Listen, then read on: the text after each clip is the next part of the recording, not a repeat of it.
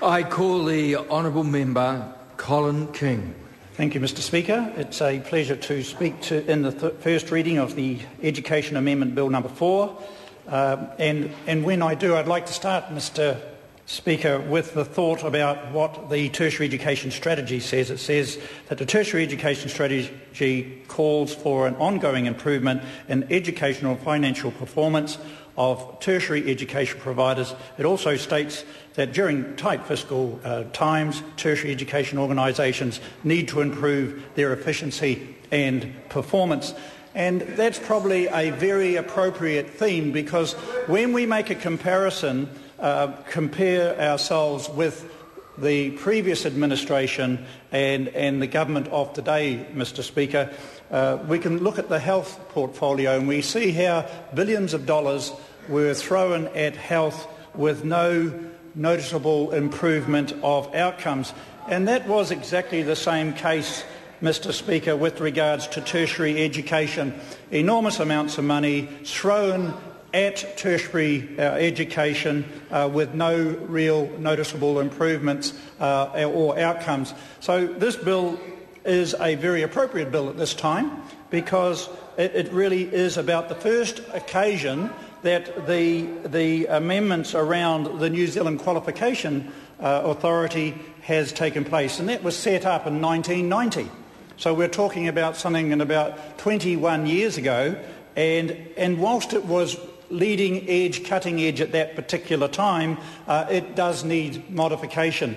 And when we look at it, the Qualifications Authority, they had over 6,000 qualifications, and on that basis it was very essential that we go through those and start to rationalise them. And Minister Joyce has begun that job, and an outcome of it all will be a much improved, more appropriate in tune Qualifications Authority.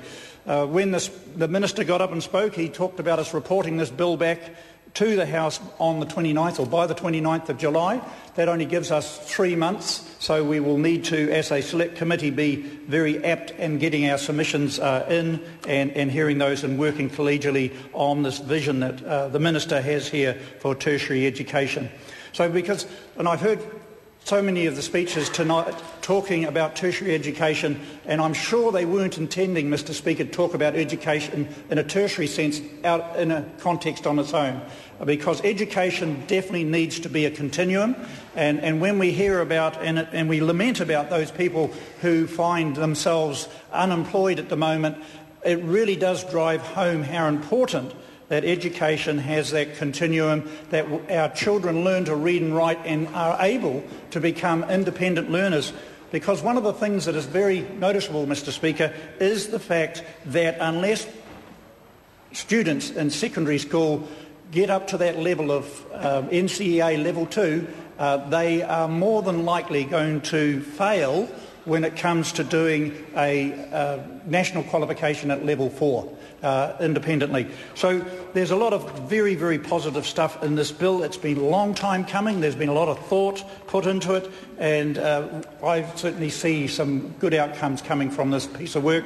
Just picking up on one of the comments that was also made around the ITOs and $55 million being stripped out of them. That $55 million was actually put into universities to create more opportunities at a higher level, and we were aware that some of our ITOs had actually up to $20 million of surpluses, and it's about using the taxpayer dollar more effectively. And I do understand why the opposition on the other side will try and pick holes and things, because effectively, Mr Speaker, they were there for 9 years and did nothing. I commend the bill to the House. I call the honourable